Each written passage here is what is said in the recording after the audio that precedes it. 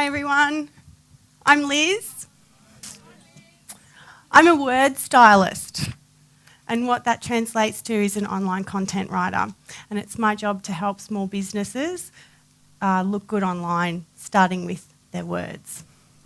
So, as David said, I've been a journalist and editor for over 13 years. Sorry, I've never used one of these before. I've got to click a finger. 13 years. My business has been in operation for 3. I started it on the side as I was working as a journo and editor with News Limited, and then I gave it all away 12 months ago to focus solely on writing online content for small businesses, websites, blogs and social media, profiles and status updates mostly, and also teaching them how to write your own content, so that once I'm out of the picture, you can do it yourself really successfully. So on that note, today I'm here to talk to you about the 7 hot tips to writing online content that rocks and gets results. And really what that means is it does all the hard work for you. Once you've learnt the format and the framework of how to actually do it, you'll be able to use that throughout your websites, blogs and social media status updates. So really what I'm going to talk to you about today is that framework, and it will mostly come back to your website pages, but you'll replicate it in your blogs and even in your 140 character status updates. So I hope everybody knows what content is, but if you don't, really all it is anything that adds value to your user's experience, whether and obviously I'm going to be talking about writing because that's what I do and that's what I love. But, you know, apart from your websites, blogs and status updates, it'll include your videos, podcasts, webinars, infographics, other email series, ebooks, anything that you are writing or having produced is content. And it's definitely not sales related. So it's not a direct sales letter. It's not any sort of spin or promotion or anything like that. It's simply sharing your knowledge, so that's entertaining, engaging, interesting, and it's educating your audience. It's making them a whole heap smarter than what they were before they read your webpage, your blog, your social media status update, profile, email. In the industry, there's a really cool term called killer content. Have you ever heard of killer content? Anyone? Yeah? Yeah. What that is it takes your boring old normal industry information and turns it into something that's really worthwhile reading. And that's what I want to talk to you about today. But it's got its own structure, it's an interesting topic, it tells a story, it's free of errors. It's definitely written from the heart and in your own voice, and it actually it's like having a conversation with your reader. So the types of people that would be sending out this killer content are your industry officials, people that you look to. So I look to the Content Marketing Institute. They put out info every single day on what's happening in the content marketing sphere. With a builder, it might be the HIA or somebody like that. With the fashion and beauty industry, it might be the, I just can't think of it off the top of my head. There's an industry association for those as well. So that's how those guys are at the top of their game. They're the experts. People go to them for all the information, and that's where you guys can be if you produce what we know as killer content, which is really just awesome words. Now, your content does need to work from the first word because people read very differently on the internet, and you've probably noticed it yourself. Like, you've got 10 seconds to make an impression, otherwise you're out of there. So if your information in that short amount of time, which equates to about 1 or 2 sentences, so a headline and a lead sentence, if it's not cool and you haven't locked them in as your reader for the next 3 or 4 minutes, then you're done. They'll move on because they skim and skip through the content. They will read your headline. If it's no good, they're gone. They've gone to your competitor. So it's really important that it starts to work right from the very first word. Okay, I hope I haven't scared you off yet. If you're wondering how you're going to do all that, that's what we're going to talk about here with these 7 tips. So,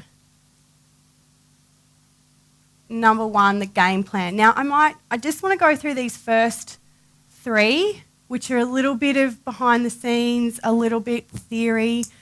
I've got an example coming up on the 3rd tip, and if you can hold any questions, I might just take a couple throughout just so that we can make sure that I'm on the right track with you guys. So the game plan that you must have before you even sit down to write comes in 3, there's 3 steps to it.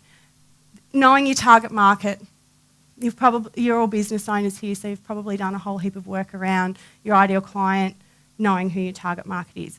The reason why you need to know that is very important because you don't want to have to sit down and write a whole stack of content that talks to nobody or it talks to somebody else that's not really listening. You want to write content that speaks directly to your target market because they're the ones that are wanting your information, they're the ones with the questions that you're going to answer, they're the people's problems that you're going to solve. Having a plan. So content marketing, it'll be a part of your overall marketing plan, and content writing is a facet of that. But sitting down to write, you must actually know what are you going to write about, when are you going to write it, who's going to write it, are you going to write it, are you going to get a team member to write it, are you going to outsource it? There's just a little bit of information there that you really sort of just need to nut out. You can just start writing it yourself and you can work that out as you go along. You might find that you're too busy and you just can't get around to writing a blog post every week or every month, so you'll farm that out to somebody else to do. And that's fine, but just have a little bit of an understanding there about what you actually need to be doing. And then the 3rd point there is having a goal for your content. So if you're writing a web page, a blog post, 5 social media status updates a day or a week, you need to actually have a bit of an idea of why you're doing that.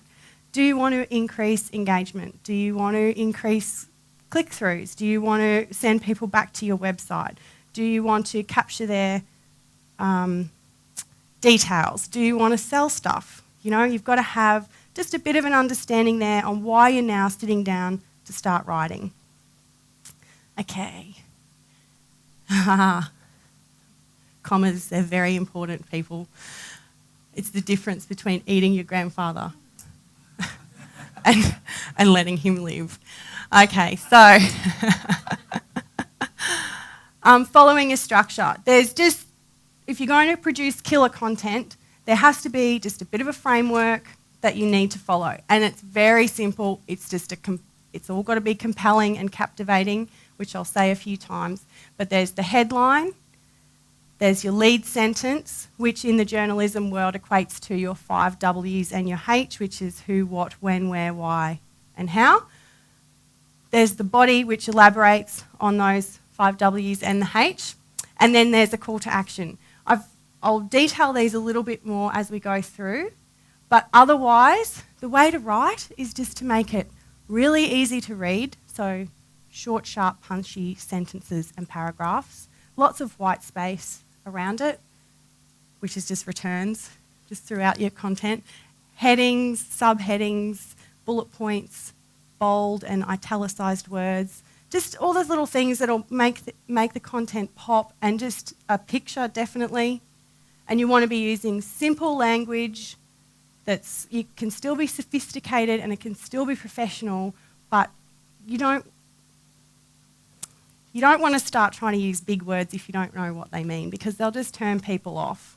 And seriously, as I said before, your readers, they don't have a lot of time, but if you hook them in, they're likely to spend an hour on your website. But you've got to have that little hook. So you've got to be using their language. Make sure you always check your spelling and grammar and have it outsourced to a proofreader if you're a bit busy. It's very hard to read your own work, so forgive me if there's any spelling mistakes in there. And be using words like I, we, our, you and your. It makes it more personal to your readers. Okay, one of the reasons why you'll be wanting to write your own content and sharing that knowledge is to build your web credibility, and you want to be known as the go-to person. So you want to be up there with those killer content people that are putting out cool stuff that are, that your readers are going to, that is shared, that predicts trends. You guys are the experts in your field, and that's one of the reasons why you'll be writing this content, whether it's websites, blogs, social, whatever it is. There'll be little bits of you that come out in it. And it's really easy to do that, and all you have to do is be yourself. People actually want to see a little bit of you in your business. They don't want just the business spiel. They want, well, it's really strange with me actually. I'll put stuff up on my Facebook page, which I may steer clear of now, thanks Adam. But people, the minute I put up something about, I'm speaking today at something, or what else have I said recently? I'm writing a book or whatever.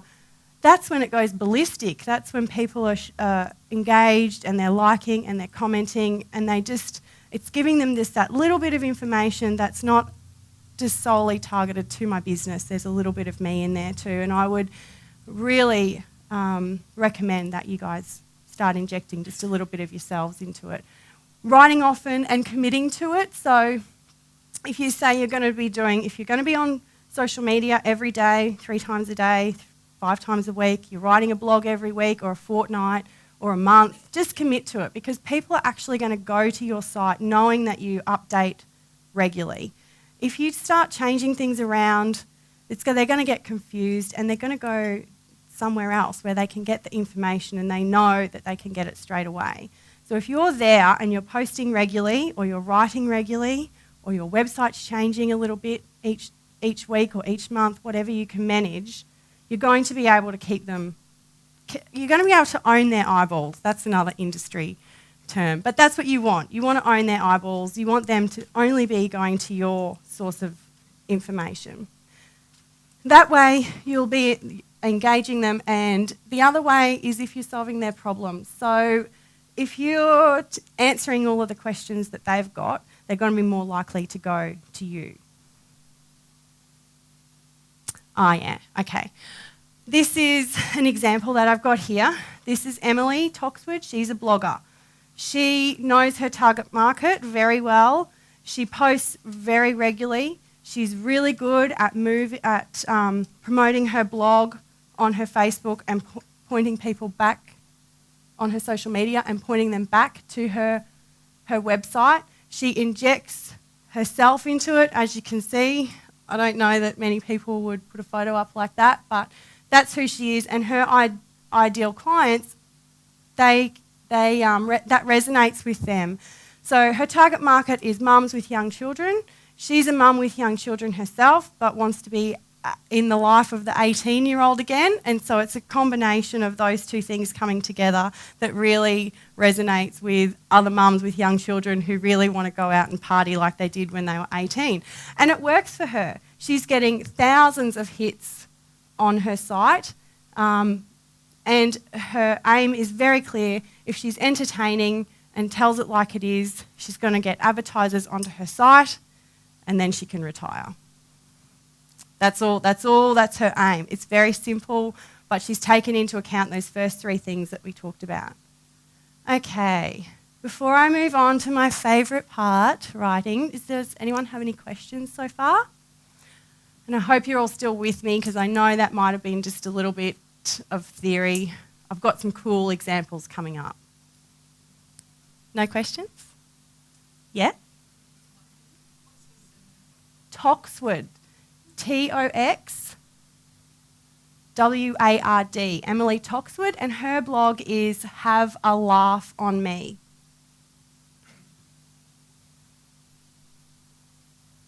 Are you all getting it, or are you completely confused? Cool. Okay.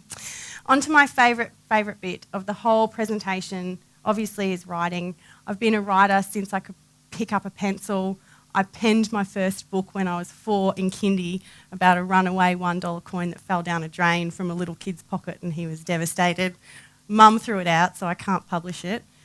And I was a published journalist while I was on work experience when I was 14. So I knew from very early on that that's all I wanted to do and it would be the only job I ever had. So all of this information I'm giving you today is all of my research and experience and expertise all rolled into one. Now, the best thing you can do with your content is to write differently. It'll help you stand out. It'll help you look good online. Your people will come to you because you are different.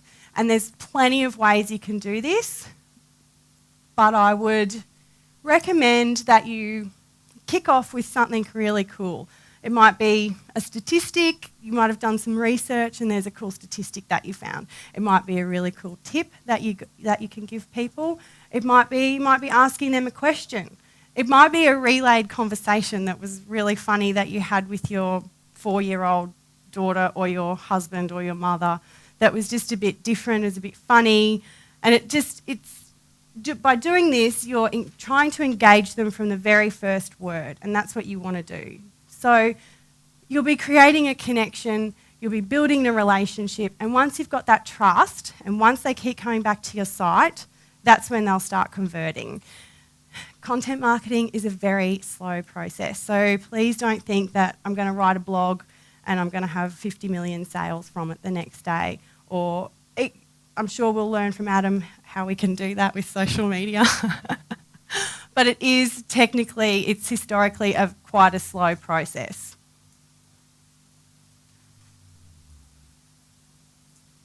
Oh yeah, this is the coolest thing. This is one of my favourite sites. It's a shopping site. And you can't really see that skirt there. I'm going to use the pointer. I wish I should have made it a little bit clearer, but that skirt, it's blue, red, it's got some white on there, looks like a florally pattern. But the way they've pegged the content reads like this. The car is packed, your route is mapped. Now head out to explore the region in this blue floral skirt, featuring bright daisies on a navy background with white piping at the hem, waistband and skirt panels. This skirt is a comfortable and bright companion for your trip. As you nestle into your spot in the car in your tunic, canvas flats and this blue skirt, you'll be ready to take on any new locale. I want that skirt. It's coming with me on my Byron trip this weekend. Me and that skirt, we're going to be sitting in the car, cruising down the highway together. It's going to be my new best friend. So what they've done here is just injected a bit of sass and pizzazz and emotion into it. They could have just said, this is a blue and red and white skirt with daisies on it. It's $50. Click here. What they've done is tried to put the skirt on you, but not you boys. They've tried to put you in the situation of wearing this skirt as you're cruising down the highway, going to your girls' weekend girls' weekend, not boys. And it resonates, you know. I should have found a boys one. But I've got this one as well. It's from Apple. And if you're ever having any content woes and you need a pick-me-up, simply just go to Apple. They do this so perfectly well. So this is the new iPhone 5C, and their little blurb reads, for the colourful, colour is more than just a hue. It expresses a feeling, makes a statement, declares an allegiance. Colour reveals your personality. iPhone 5C in 5 anything but shy colours does just that. It's not just for lovers of colour, it's for the colourful. Now that's a phone. You use it to make calls, you use it to send texts, and it's got an alarm on it.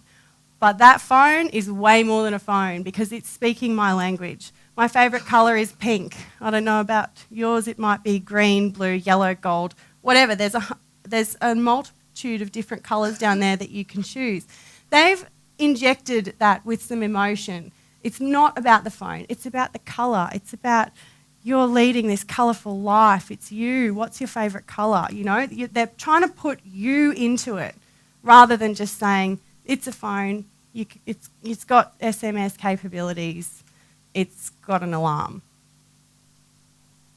See how fun writing can be? Don't you reckon?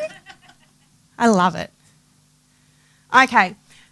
Tip number 5, writing a great headline. Now, I left this part until after the whole writing thing. So what I like to do is write the lead first, the body second, the call to action, and then come back to the headline. It's an old journalism trick, really, because as a writer, you wouldn't usually write your own headlines. You would normally send it off to the subs, and the subs and the editors would do that. And they wouldn't have a clue about what you've written. So they'd need to read the whole story and then work the headline from there. In saying that, if you've got a cool headline and it's like 55 tips on how to change your life, and you're going to give 55 tips, then, it's much of a muchness. I just prefer to do it that way because that's the way I've been taught. Now, with your headline, you need it to be absolutely compelling. It is one of the most important things for getting people to read down your writing funnel. You want it simple and direct. Newspapers and magazines often don't have very many more than 5 words, but you guys are, when you're writing on the web, you can have anywhere up to 10 words, pushing 12, definitely no more if it goes over 2 lines. And you want it to be really cool. You want to have in there something that makes people instantly want to click on it if it's on social media, or read down the funnel. Now, I'm going to get to keywords in a minute, and they're not going to be too technical because I know it's more like SEO, what is that? But this is where you want to use your keywords. So I've got, just say mine are content writing. The coolest trick I can give you to get your keywords into your headline, because they should be probably in about the first 3 words, is to use your new best friend, the colon. The colon, in the punctuation sense, is the key. So I've used content writing, that gets my keywords in there, and it tells people exactly what I'm writing about. 7 steps to website copy heaven. And they should be thinking, oh, what are those 7 steps? I want to be in website copy heaven. Oh, it's about content writing. Cool, I'll click. Hopefully, I'd hope that they click. The other thing with your keywords in your headline is that you don't actually have to keep them together. You can break them up, because search engines are going to find them for you anyhow. So 10 tips to writing online content that rocks. My keywords are content writing, but I've broken it up to writing and then content. So remember that colon it's the key. Oh yeah, okay. Mamma Mia does this so well. Do you guys know Mamma Mia? Yeah. If you don't, get on and have a look. They actually curate content, which is, you were asking before about creating content or using other people's. It's called curating. So you pretty much just pinch it and put your own spin on it and then send it out. So everybody does that. Even the industry officials will do that. So these guys do it really well. They used to write their own stuff, but now they just prefer to steal other people's. This one here reads, a high school in the US has banned leggings as pants. The reason why will floor you. That they use social media so well that there's nothing else there. That is a link straight back to their website, or it'll open up and then it'll click back to their website. So I'm like, why have they banned them? They're like, awesome. They banned them because the boys were looking at the girls and they weren't doing their schoolwork, so that's why they're not allowed to wear pretty leggings anymore. Another one down here that caught my attention was, don't put another product on your face until you read this. Why? Why not? What am I not allowed to put on my face? What is it? What's it going to do to me? So I've clicked on it. I actually can't remember what that one was about. I'm on social media quite a lot. And this, it's just an ad. But going back to the headline points, I just thought that was really cool. I'd love to have a beer with, and you use that as your heading, ... someone cool that you've interviewed. Surely people are going to go, what is she on about? Or what is she talking about? Who does she want to have a beer with? Why is she having a beer with this guy for? Now, this is actually one of the coolest things you can do when trying to work out a headline. And it's an old magazine and newspaper trick, and I can't say that a lot of people may or may not do this. It's a bit of a curation thing again. You just steal other people's. That's all you do. if you can't think of a cool headline, or you're looking for some ideas for social media, blog posts, website pages, whatever, you just go and have a look at magazines or newspapers, because editors and copywriters at magazines especially get paid a lot of money to come up with headlines that sell, because they're sitting in newsstands, they're competing with all the other magazines that have the same target market, and they need to be able to stand out. So I just found this one online. One of the headlines up here says, "Upgrade your style, 47 pages of fearless self-improvement." You could take that if you're a life coach. Upgrade your life, 43 tips to show you how. It might be upgrade your content, 43 tips to show you how. It's that simple. Another one over here, the 100% foolproof guide to betting on sports and never ever losing. The 100% foolproof guide to doing your tax, tying your shoelaces, rebuilding a motor, sewing a skirt, whoever you are. It's so easy to find some content ideas just from other people's headlines. And this one down here, Cassie, she's so hot, she only needs one name. Content, it's so hot, it only needs one word. Done. Okay, moving on. Anyone got any questions? No? Are you all getting it so far? Is it good? Okay, cool. Thank you. I hope you're getting some I'm sure you're getting some value out of it. Thank you very much. Okay, now SEO, when it comes to your content, there's really not, it can get quite technical, and it does often move quickly, but the thing you really need to know is keywords. Keywords, length, making it easy to read, and updating content regularly. And that will help you not only with your readers, but with your search. Now, I know you can do your own keyword research, and there are plenty of tools out there to help you do that with AdWords Keyword Planner. There's plenty of free ones. You can go and do a Google search and you'll find them. There's Google's predictive text, that when you've opened up a search bar and you're typing in, I might type in content, and it might bring up writing tips and tricks or something like that. So it's predicting what I want to look up. But I just think you shouldn't mess around with this sort of stuff, and you should really just get some professional keyword research done. Then it's done for you. You don't have to worry about learning how to use the tools, or learning what you're thinking about, what your customers are typing in, rather than what you think or you want them to type in. If you're a used car business, and they're not going to type in inexpensive cars. They're going to type in cheap cars for sale. Sorry, but they're the keywords that you're going to have to use in your content, and you may not want to use cheap cars. So if you just get the research done, the experts will bring up hundreds of ideas for you to be able to insert throughout your content. And you just insert them quite casually. You don't need to stuff them in. You can do it like 2 or 3 times is enough, and I've got an example coming up. It just has to sound natural, like you're just reading it and you're like, oh, you don't even know that there's a keyword in there. The other thing is how the length of the content is a big thing with Google and other search engines. But I just recommend sticking between the 300 to 500 mark, simply because, as I said before, readers on the web are impatient and they don't have time to go through 500 of your words before they get to a call to action. They're going to skip through half of them anyway. So if you stick to the 300 to 500 mark, there is a trend happening now with blog posts especially, that you can get away with having 200 words, and that's fine. The shorter the better. Seth Godin is the guy on the bandwagon with that.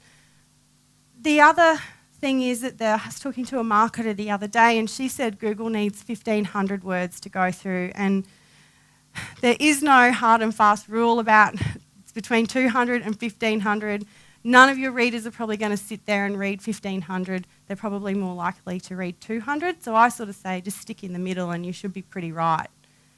Make it easy to read. I've said this before. Use dot points. Use your keywords in your subheaders and break up the text. Use bold and italics.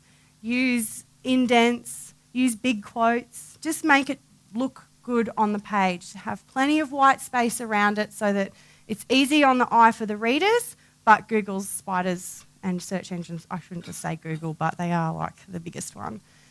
The spiders can crawl through it really easily. No one, not even Google, wants to read a big block of text. And you probably know yourselves, when you're looking at information online, you're probably not going to sit there and read something that's really text heavy. Your eye's going to skip over the page if it's just a lot more nicely laid out.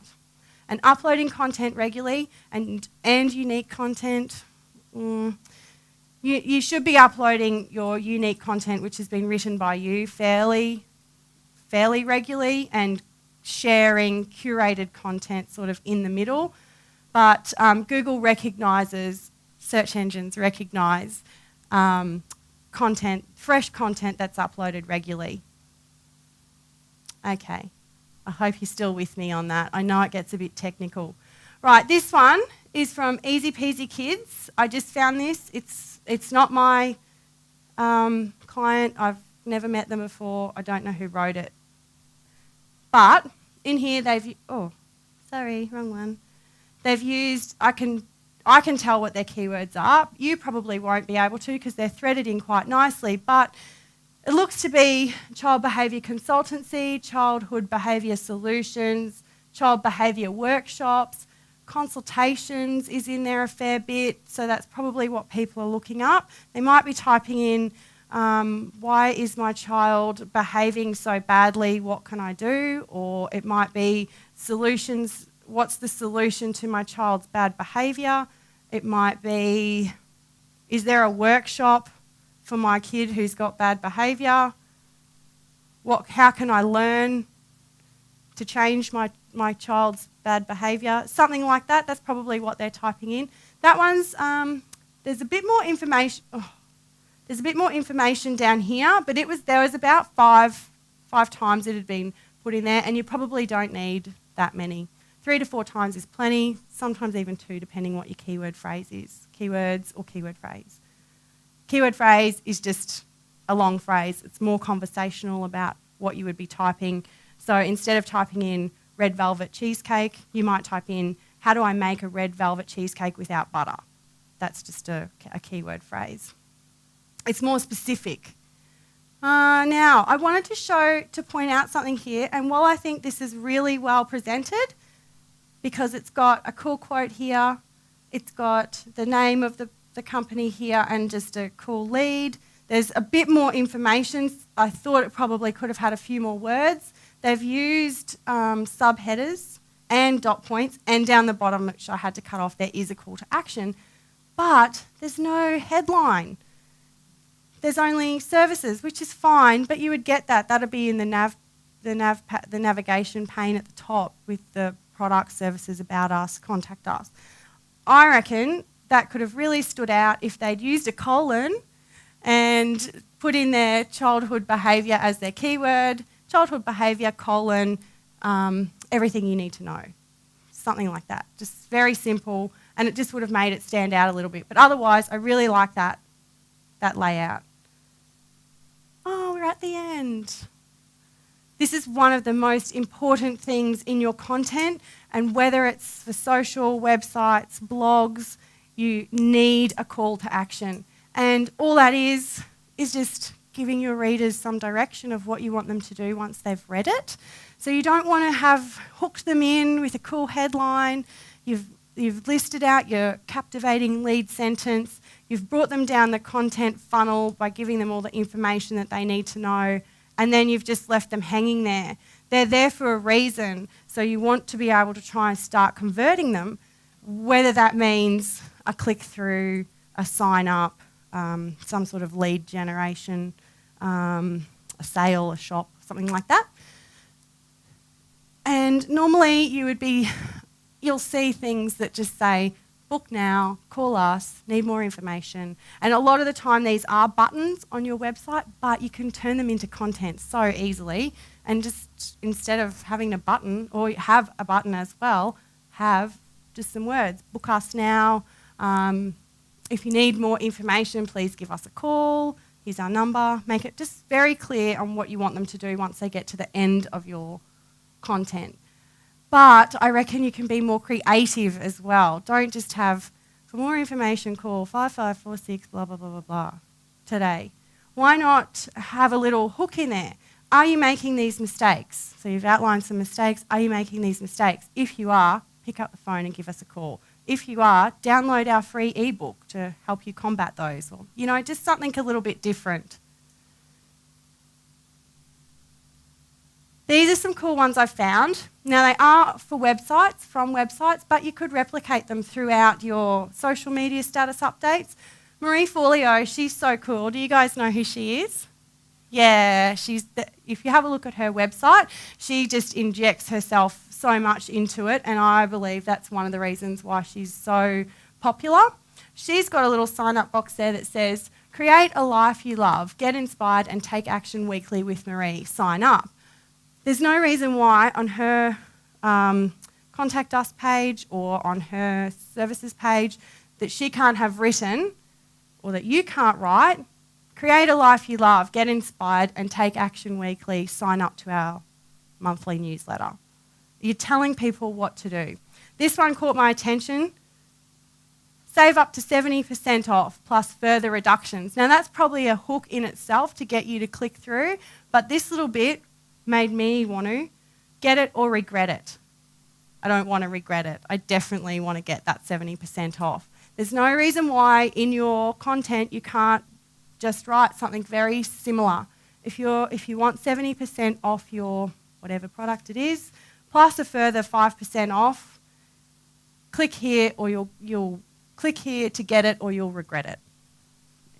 It's very, once you start thinking about, I'm just saying it's very easy, but you'll start to think about things a little bit differently, and you'll start seeing when your emails come through and you're reading newspaper articles or your magazines, you'll be in the subconscious, hopefully, you'll be thinking, cool, I can put that on social, or that's a great headline.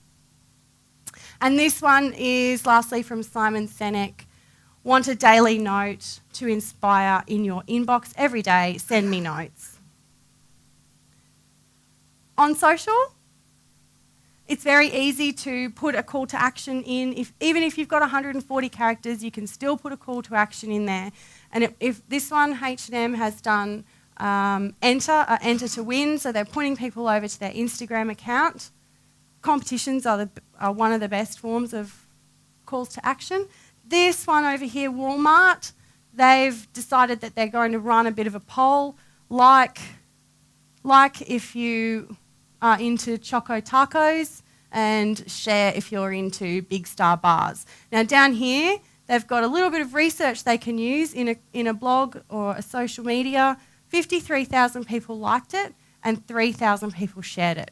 Now it's not definitive because liking's way easier than sharing, and they may have just liked it because it was easier. But they can use that now. You can go, 87% of people who shop at Walmart much prefer Choco Tacos, and here's why. I just wrote a blog post there. And this one, John Deere, they've just decided that they're going to put a few of their toys together in the shape of the like, and they got 845 likes and 25 shares on that. So it's very simple. That's all it is, like. That's a call to action. You're asking someone to do something. Okay, I'm done, but I've got some bonus tips. But I'll take some questions if there's any. No? Oh, yes? Oh.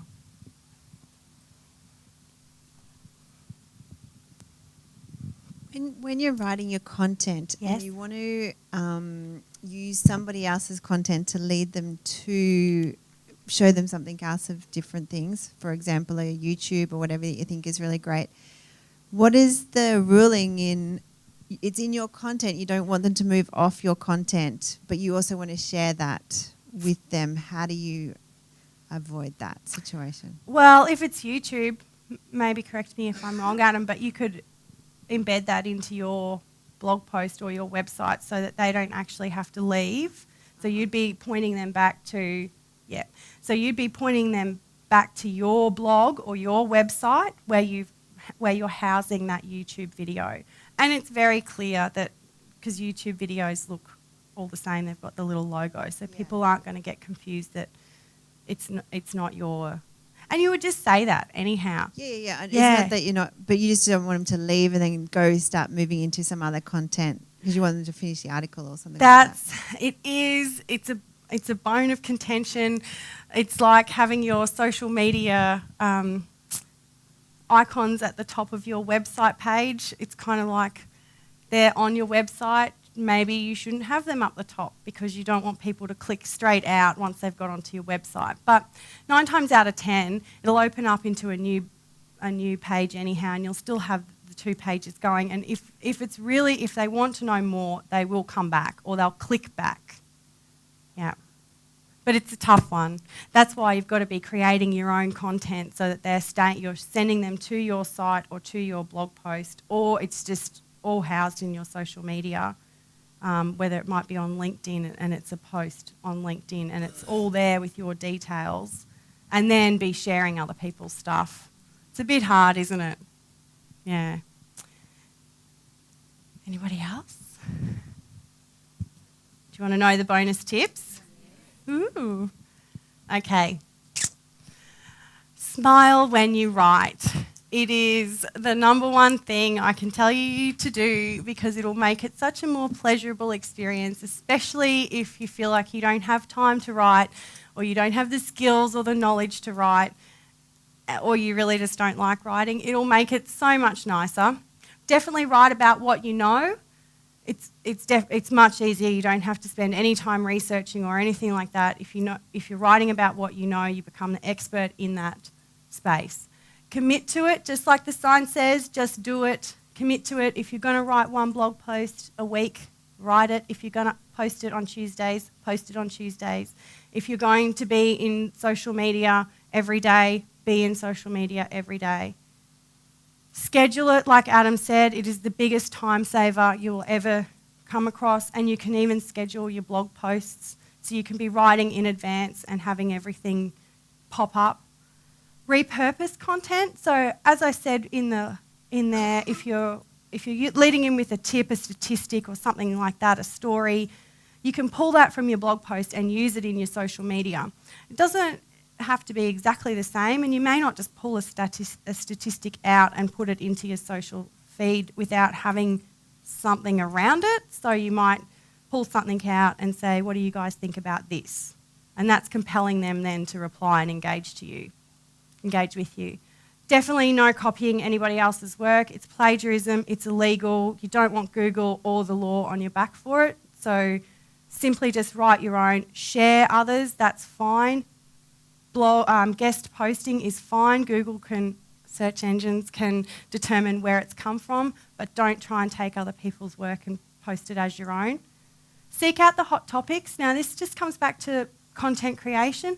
If you're reading magazines, newspapers, you'll get ideas for things that are happening in your industry and in your field that you can piggyback off. It might be something that's completely relevant in the news right now that you've got an opinion on, and you can feed that through. Customer questions are a great one. Interviewing people, guest posters, getting guest posters in, or you guest post for other people. Tips. So the 10 top tips on social media content, or how to write social media content, something like that. Once you start looking around, you'll get some really great ideas for content. And if you really don't want to do it, outsource it to me. No. But in saying that, outsourcing, it's a whole another realm. You really need to get somebody who knows what they're doing, and you need to be able to brief them really well so that if you're getting somebody to ghostwrite your blogs for you or your social media posts, you need to be able to talk to them about your target market, about your goals, what you want to achieve, so that they then become another you. So they get what you're all about. They get your tone, that's really important. So just sort of have a look around outsourcing and get some more information around that, or I'm happy to talk to you guys. Ta-da! That's it. Thank you so much, guys. Is there any other questions? Did you like it? Yeah. Really? Yay. Thank you. Oh, yeah. Can you give us an idea of how much you should pay for outsourcing? Oh, my gosh. Yeah, that's how long is a piece of string? All right. Well, I might just tell you what I do, because I have a team of writers that work for me and they're contracted. I don't have employees. They're all journalists, so I know that I'm getting really good quality stuff that's going to be written a little bit differently, and I only deal with Australian writers simply because there's so many different variations of languages and words and grammar and all sorts of things. So if you find those people on places like Elance, that's great, and you can get blog posts written for between sort of $30 and $200, and it'll depend on what background those guys have got. Social media posts, you can get them for like $5 and $10, but really what you want to be doing is working with someone that's got a whole overall experience that can help you with your content marketing and not just social media or just Facebook or just a blog. So that's what, did I answer that all right? No? Okay. What was the question again? How much are you looking at? Like, so we say, for instance, Australian, and you're wanting to do content writing. What is really the going rate? If you want to do it yourself? No. You want to outsource it. What is around the going rate? So you go, someone goes, because I was speaking to a girl who does West End Magazine, and we do some things with West End Magazine. She said to me, well, normally I'm around about $1,000 for 2,000 words or something. I'm thinking, oh my this is God, insane. wow. I'd hope and she's I was won like, some I writing have no awards. idea, and I'm like, I'm not going to spend that sort of money. It's about $50 an hour. Right. Anywhere up from there. But if you're going to go and get it done in India, it's going to be, $5 a post type thing. Yeah, right. And so then, say, for instance, if you're outsourcing with somebody, you would sit and, like, in a brief, they should tell you that should take, because someone could take 10 hours to write, like, 500 words, and someone could take 1 hour depending on their expertise, right? So that's something when you would be talking to them about the outsourcing, you'd be asking them questions like that. So how do they charge? How long do they take to write? Can you see some examples of their work? If you've seen an example that you like, how long did it take to do that? I don't charge by the hour anymore. It gets too confusing because I was finding I was charging hourly for a website that was 10 pages and it might have been $600, but then over here the same 10 pages might have been $1,200 because you just can't, it's very hard to gauge that. So maybe you can strike a deal. That's what I do with people. I ask them, how much is 5 posts or 5 blogs, and then they'll say, well, that's $300 or that's $500 or, Definitely do your research when it comes to outsourcing because there are just some unsavoury sort of people that work in the world and you really don't want to get ripped off on it because writing is the best and you need to love it and you need to use it, and if you're not going to do it yourself then you want somebody who loves it and can do it well for you. Did that answer your question? Oh, cool. Yeah. Just a quick one, Liz. Can you give some advice on how to make technical topics more interesting when you write them? Yeah. Tips and how-tos. So give me a technical topic. Lower back pain. Okay. 10 tips to get rid of lower back pain. 10 tips to self-diagnose lower back pain. Or you probably wouldn't do that. 10 Google tips to self-diagnose. Or give me another one. I'll do a how-to. How to get rid of a headache. Yeah. How to get rid of a headache. And then give 5 natural remedies or, don't just, and you'd write it like, don't just head for the Panadol box, try these, go for a walk in the fresh air, have some water. So can you apply that to like I have to write a thing on lower back pain for my website. And I'm just like, oh God, it's such a big topic. Yeah. And I look at what everyone else does and they write like 5,000 words. It's just boring as hell. No, that's exactly it. And that's why you want to stand out. So if you throw in some tips, the top 10 tips is very easy to do because you know lower back pain and you know how you can either get rid of it or what you can do to make yourself more comfortable if you're sitting at a chair all day and you've got lower back pain. Those sorts of things, just put it into terms that people really want to know about. So your target market, what do they want to know about lower back pain?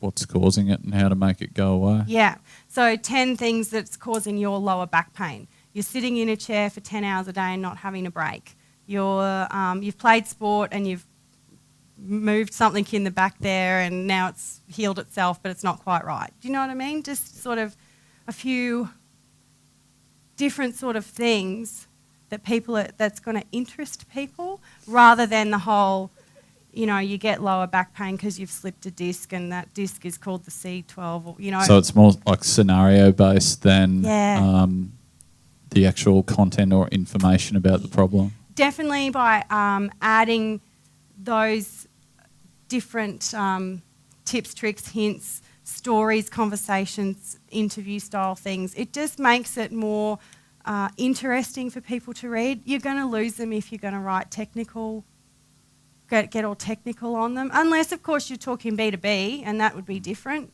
because they'd probably want to know about your slip disc at whatever. I've just got people telling me to write technical stuff and I don't want to and I hate it. So is it for your own website? Yep. Oh no, it should be really conversational. Like we've just had that conversation. That's how you should be writing. Yeah, because that's how people sort of talk. I can write like that too. Yeah, so. definitely, and it's way easier. And I'd just add on to that whoever your ideal client is, you know, if it is footy players, you know, back pain for footy players. So getting it more specific, or back pain for, or you know, can't run as fast because your back's hurting. You know, so you got such a big broad topic. If you're trying to do a broad topic, you're going to bore the batshit out of everyone. So just go really specific, really example. Just think of the last 10 clients that have come in that you've treated. What were the different backgrounds they're from, and just write stories around them. Yep. Makes it easy. Definitely. Good point.